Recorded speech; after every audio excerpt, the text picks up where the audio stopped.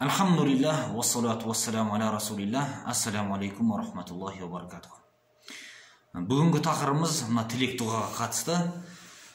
Жалпы құлдың міндеті ол Алла тағаланың ұлылығын мойындауы және Алла тағаладан тілек тілеуі. Әрбір қиналған сәтінде болсын, қуаныш сәтінде болсын, Алла тағаладан тілек тілеп оған шүкір етіп отыруы ол құлдың міндеті екен. Құран кәрімде соның үшін «Құл ма ябау бикум робби лаула дуаукум». Егер сендердің тілек дұғаларың болмаса, Алла тағала сендерге не деп мән берсін деп айтқан. Демек, ең жақсы ісі мұсылманның ол Алла тағала қолын жайып тілегін тілеуі.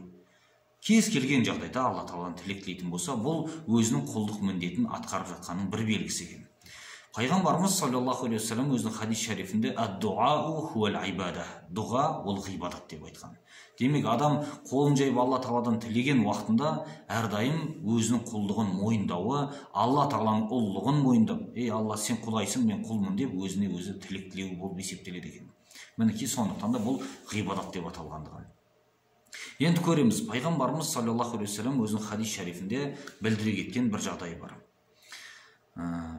Хадисті жеткізген сахаби айтады, «Ва закара раджуля» дейді. Пайғамбарымыз саллаллаху алейхи вассалам бір адамды еске алды дейді. Ютилу сафар. Ол адам ұзақ-ұзақ сапарларға шығатын еді.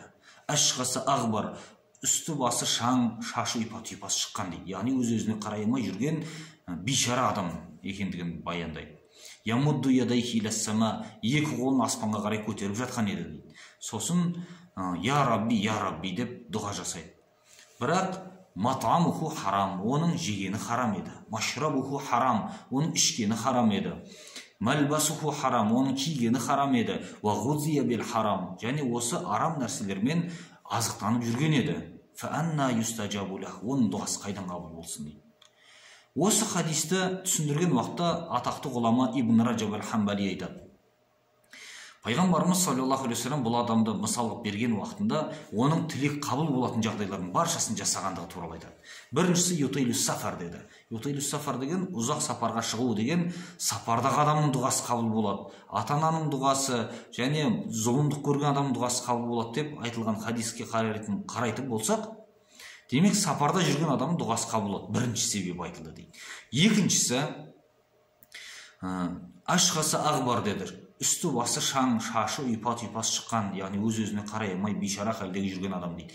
Адам қатты қорланып бейшара халге түсетін болса, Алла тағаладан тілек тілейтін болса, Алла оның тілегін қабыл етеді.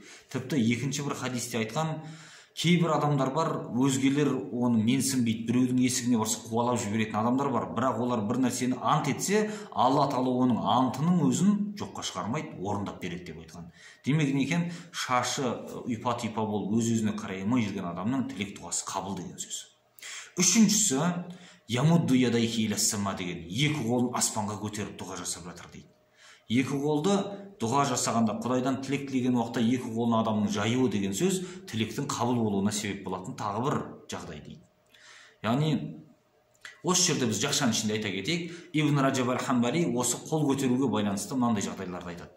Пайғамбарымыз саллаллаху алейхи вассалам қол көтерген уақытында ең біріншісі екі қолын басынан жоғары асырып тұрып көтергендігі бар дейді. Бұл соғыста Алла тағаладан жәрдем сұраған уақытында дейді. Дұшпанға қарсы жәрдем сұраған уақытта екі қолын басынан асырып қатты көтерді дейді. Сонда иығына жамылып отырған шапаны артқа қарай түсіп кетті деп айтқан.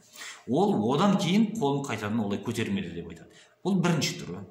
Екіншісі, мына екі қолды алақанды бетке дейін көтерді дейді. Сонда екі алақан бетіне қарап тұрады, ал сырты құбылаға қарап тұрады деп айтқан. Демек, қолды мына жүзіне дейін адамның көтеруі деген сөз. Осылай екінші көтеру түрі дейді. Үшінші түрі бар дейді, қол көтерудің мына көкірекке дейін көтереді қолды. Сонда алақаны аспанға қарап тұрады, сырты жерге қарап тұрады деген. Бұл үшінші түрі деген қол көтерудің. Бізде қазақтар көбінесе осылай көкіректің тұсына дейін жаямыз ғой, алақанды аспанға қарай қаратып. Бұл да түрі де бар екен. Төртінші түрі бар, бұл қолды былай терісінен жаю деп айтады. Демек не екен, осыны түсіндірген уақытында Ибн Раджаб аль-Хамбали айтады, «Хаза хуа фил ибтихал» деп айтқан, яғни бұл адамға қарғыс айтқан уақытта. Бізде мына қазақта теріс батамды берем деп қолын былай теріс жаяды ғой. Қарғыс айту, теріс бата берген кезде қолды осылай терісінен жаю түрі де бар екен. Бұл да қол жаюдың төрт түрінің белгісі екен. Ал енді қол көтергеннен кейінгі айтқаны я рабби деп дұға жасап жатқандығы туралы айтады. Я рабби деп айтады дейді. Бұл ей раббым деп дұға жасау туралы. Бұл Алланың раб сипатын қолдануда тілек дұғаның қабыл болуына бір себеп екен. Атақты ғұлама Хасан аль-Басриден келіп сұраған. Хасан дейді, кейбір адамдар раббым деп айтса тілек дұға қабыл болады деп жатыр. Соған сіз не дейсіз деген уақытта сендер не Құран оқымайсыңдар ма деген. Құранның дұғаларының баршасы раббана, рабби деп басталмай ма деп айтқан. Демек, Алланың раб деген сипатын айта келе. Яғни тәрбиелеуші, жаратушы деген мағынадағы Алла тағаланың жаңағы сипатын қолдана отыру екен.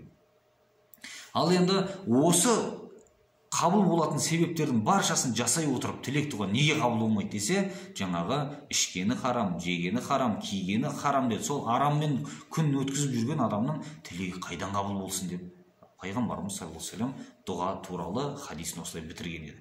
Демек, көреміз, мұсылман адам тілек дұға жасайтын болса, барынша арам нәрселерден аулақ жүргені бұл дұрыс екендігі. Сонда әрдайым тілеген тілегі, жасаған дұғасы Алланың алдында қабыл болатын үлкен белгісі екен. Алла тағала баршамызды арамнан сақтанған, тілек дұғасы қабыл болған пенделерден қылсын. Субханакаллахумма бихамдик, ашхаду ан ла илаха илля ант, астағфирука ва атубу илейк.